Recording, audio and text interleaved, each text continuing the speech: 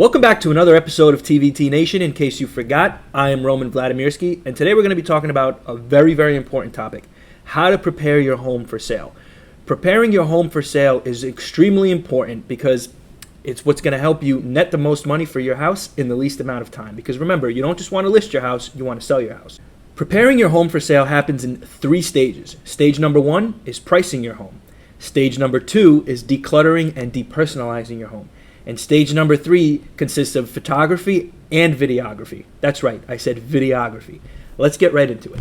Pricing your home accurately from the start, as we've mentioned before, can be the difference between selling your home the first week or having your house sit on the market for months and months and months.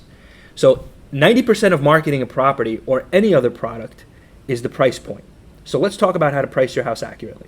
When it comes to selling your house, days on market and price reductions are the equivalent of opening up a bag of potato chips, leaving it on the table, and simply walking away. What happens to those potato chips? They go stale, and you don't want your listing to go stale. So what I suggest is price your home at or below market value so that you attract attention, leading to more and more showings, multiple offers, a bidding war, and more money in your pocket. Who doesn't want that? So now that we've priced our house correctly, let's get into stage 2 of how to prepare your home for sale: decluttering, depersonalizing, and repairs. Now, we all know how everybody loves just collecting stuff in their house.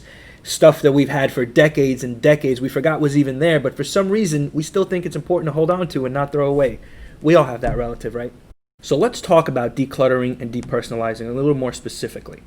Decluttering and depersonalizing is very important. I can't tell you how many small rooms I've walked into where there's 8 pieces of furniture and you can't even see the room. When a buyer walks into a room, you want them to see their belongings there, imagine how their stuff would look in it, and also you don't want them to focus on your stuff, you want them to focus on the house. A few big topics lately for me have been window treatments, those big, bulky, heavy window treatments. Take those window treatments off. Let the sunlight in. Let everybody see how bright your house is. Lift up those big area rugs or the wall-to-wall carpeting. Let's see that hardwood. It's beautiful. Now, let's talk about repairs as well, because that's very important. Now, don't get frightened. When I talk about repairs, I'm not saying you have to renovate your 1950s kitchen. I'm not talking about that. I'm just saying fix the little things so that when a buyer walks in, they have less things to pick at. Leaky faucets, cracked windows. If you have a leaky roof, patch up the roof. If you're weary about doing repairs and you only have enough money to do one thing, the one thing that you must do is paint.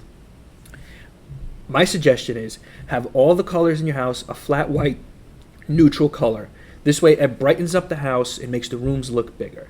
And if you're weary about spending money on paint, keep this in mind. A couple of $100 on the wall is worth a couple $1,000s in your pocket. So don't forget to paint. Lastly, right before you list your house on the market, before you take photos, you should definitely give your gardener or your landscaper a little bit of extra money this month, because you want the grass trimmed, you want the hedges trimmed, you want the trees to be trimmed, you don't want any excess leaves in your yard. Curb appeal is very, very important, so give your landscaper some extra money this month. I promise you it's going to be worth it. Last but certainly not least, stage 3, we get ready to bring in the big guns. We're going to bring in the professional photographers, because not only are they going to take photos, they're going to make a detailed sketched floor plan of every single room in your house with the measurements of those rooms. And they're going to take a walkthrough video, because let's not forget how important video is these days. Not only are we in 2020, it's the digital age. Everything is digital.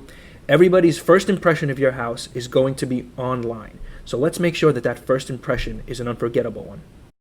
So your photography, your videography, your floor plans are used for so many different things.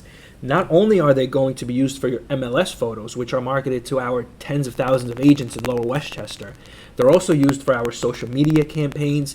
If there are any print or digital campaigns that we use, they're going to be used for that as well. So it's very, very important to set up your house properly for the photos, and then when we have our professionals come in, they do all the dirty work, and everybody wins. So if you've gotten this far in the video, you're probably wondering, why hasn't Roman started talking about staging yet? And here's what I'm going to say about staging. I'm going to give you my professional opinion on it. If a home is vacant, why would I do the opposite of decluttering and start bringing furniture into the home? If I'm doing that, maybe I'm bringing in furniture that the buyer doesn't like. Or if it's clearly staged, the buyer walks in and they're talking about how it's clearly staged. If you leave a home vacant, you're sort of giving the buyer a blank canvas where they can imagine their couch, their bed, their TV in the home. And it serves for a better buyer experience. And in terms of staging homes that already have furniture, I already explained to you that I believe we should declutter, remove stuff. It doesn't make sense to bring things back in. So I know I've thrown a lot at you today, so let's wrap up really quickly. The 3 stages of setting up your home for sale. Pricing, very important. Let's not overprice our home. Repairs, let's not cheap out. Let's do the right repairs so that the buyer has less to complain about. Decluttering and depersonalizing, removing stuff from the home, not bringing things in. And last but not least, photography and videography, which is very important. It's going to be used for all of your marketing materials. Thank you so much for tuning in. We're going to see you next week. If you have any questions, make sure you write them below. We're going to get back to you. Like and subscribe so you don't miss any of TVT Nation's videos in the future, and we'll see you next week.